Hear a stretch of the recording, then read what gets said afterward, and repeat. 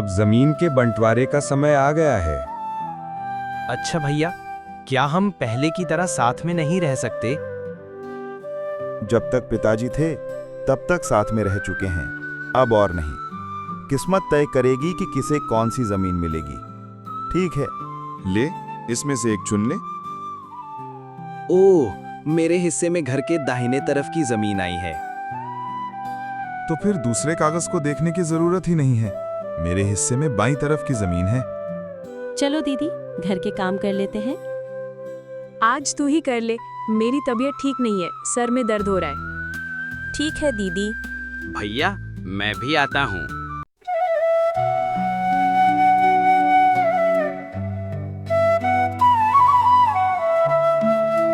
भाग्यवान, मैंने ठीक किया ना? बाप रे, आखिर आपने किया।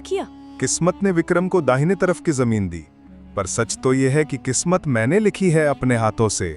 लेकिन ऐसा क्यों किया जी? कुछ दिन पहले शहर जाकर दोनों जमीनों की मिट्टी जांच करवा कर आया था सावित्री। बाईं तरफ की जमीन दाहिनी तरफ की जमीन से ज्यादा उपजाऊ है। सच में? आपके दिमाग का तो जवाब नहीं।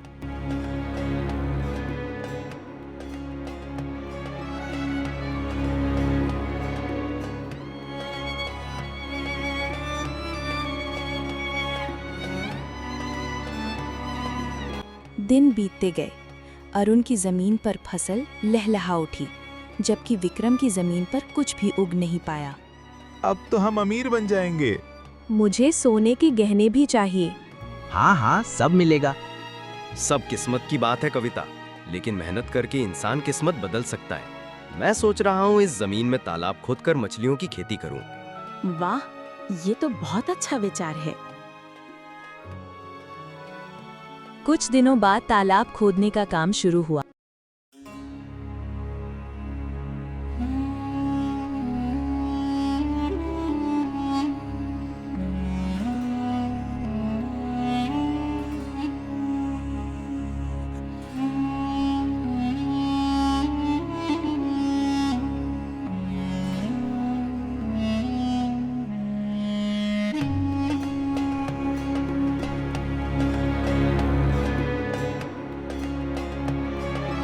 अरे, ये तो गर्म पानी है।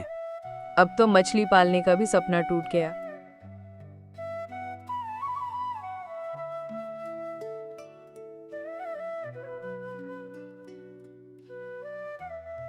अब ये घर आधे आधे पैसे से ही चलेगा। विक्रम, इस महीने घर खर्च के पैसे कब देगा? भैया, मेरी हालत देखिए, थोड़ा वक्त दीजिए। नहीं, पैसे नहीं तो घर छोड़ जाए।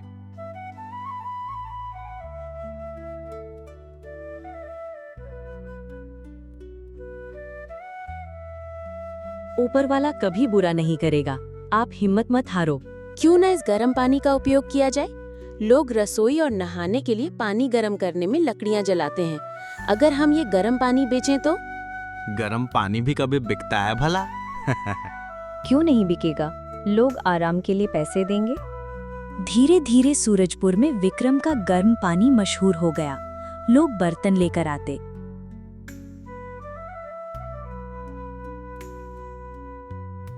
मुझे भी एक बाल्टी पानी दो है।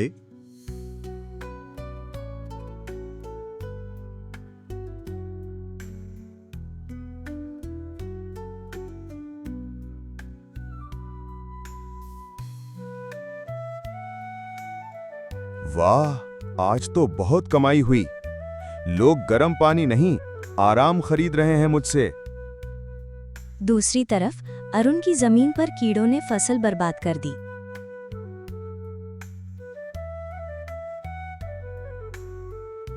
सावित्री, हम तो लुट गए, बर्बाद हो गए। हमारी सारी फसल बर्बाद हो गई। अब हमारा घर खर्चा कैसे चलेगा? ये सब ऊपर वाले की मार है। हमने भैया के साथ गलत किया था, ऊपर वाले ने हमारे साथ भी गलत किया। धीरे धीरे अरुण का पानी बीतता और सारे गांव में उसी की चर्चा होती। अरुण बहुत सारे रुपए कमा चुका था और उसका भाई उसे देखकर जलता था।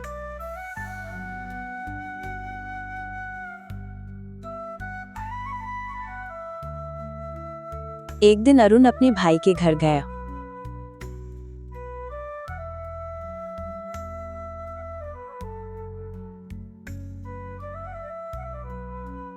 भैया, आप टेंशन ना लो, मैं अपने मुझे अलग किया था। मैं आपको कभी अलग नहीं करूंगा। आप मेरे बड़े भाई हैं और मैं आपका छोटा भाई हूँ। बड़ों का काम होता है छोटू का ध्यान रखना। छोटे बड़ों से ही हर सीख सकते हैं। मैं आपको कभी अलग नहीं करूंगा। हम दोनों साथ रहेंगे। मेरे गर्म पानी से जो भी आमदनी होती है, हम उसी में अपना घर खर्चा चलाएंगे।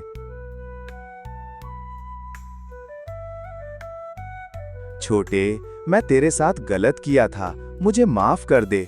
मुझे अपनी गलती का एहसास हो चुका है, मुझे माफ कर दे। ठीक है भैया, आप माफी मत मांगो। उस दिन से सूरजपुर में सिर्फ गर्म पानी ही नहीं बल्कि भाईचारे की मिठास भी बहने लगी।